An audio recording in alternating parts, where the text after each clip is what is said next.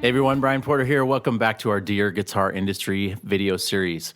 Right off the bat, we're going to mention our pickup chooser. We do this every podcast, and you're probably tired of me talking about the pickup chooser, but you should try it. It's something that you can fill out some information about your guitar and have one of us contact you back with a personalized recommendation for your guitar for some Porter pickups.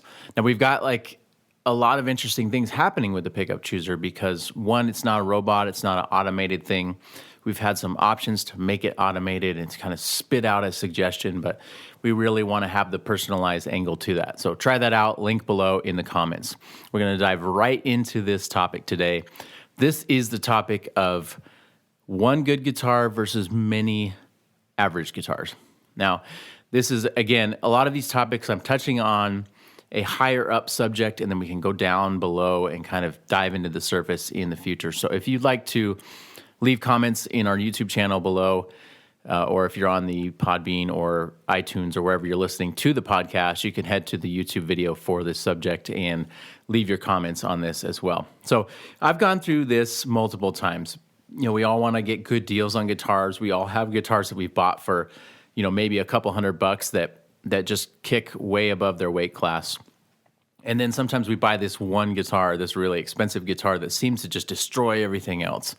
And so that's where I've kind of been at with this topic. And I think every few years I kind of go to one side of the aisle or another. I don't know if you guys are like that at all, but maybe you just want to, if you're going to spend, let's say you have $3,000 over the course of a couple of years to spend on guitars, do you buy one $3,000 guitar? Do you buy multiple $500 guitars? Where do you guys land on this thing? I'd love to hear kind of your philosophy. Some people start with cheaper guitars and then they spend the money on the upgrades, whether it's hardware or whether it's pickups. Like in the case of a lot of our customers are buying a affordable guitar and then they're putting the Porter pickups in it, and they're still within a nice price range in total what they've invested in the instrument. I think for me, a lot of times I've been sometimes frustrated with trying to get the good deal. You buy something sight unseen, you buy it online, it comes in and maybe it's not as good as you'd hoped it would be. And then even if you only spent $500, it's kind of a waste of money at that point. Maybe you're getting the best deal possible. Maybe you're one of those type of people that like to go into a music store and try it. So that way, even if you're spending, $400 or $500 on a guitar, maybe you're getting the best deal possible. So where do you guys land on this? I'd love to know, again, in the comments below. I really want to make these shows interactive. I really want to go back and forth on each subject as we go into it. As we expand subjects like this, we could go deeper into the weeds. I have my personal thoughts, and I'll give you a couple examples. So I'm a big fan of Tom Anderson guitars. If you've watched the channel, if you've seen our social media posts, I've been a fan of Tom Anderson guitars for a long time. And they are very expensive guitars. There's no way around it. They're pretty expensive guitars. I do really appreciate that I can buy one and that I can pick it up and play it and not think about the frets, not think about the nut. Was it cut right? Is it set up right? They're just set up right out of the box, and it's not like I have to put a bunch of work into it. We recently got a wide range of guitars in different price points. We got one that is, I think, about $1,200 new or so. Give or take a little bit. I think it's a Reverend guitar, and it was a great guitar. Everything was great about it, except for it needed probably about 2 hours of fretwork, just polishing up the frets just to make them a little smoother on bends. And you're seeing, in the price points, you're seeing some stuff being overlooked. So sometimes with a cheaper guitar, you're missing out on some of those type of things, and some of those things get kind of passed, put to the side, if you will, when you buy a cheaper guitar. But now you're seeing prices of every guitar going up, and that seems to me to indicate that that's just the way the market's going. But are you getting today's 700 is the new 500 a couple years ago or whatever. So are you getting the value of what you are paying for? And I would say in most cases, no. And so now you're thinking, okay, well, do I jump up to this next price point? The last few years, the used market was insane, and there was just stuff being priced like way too much, way too high. And if you wanted something, you almost had to overpay for it.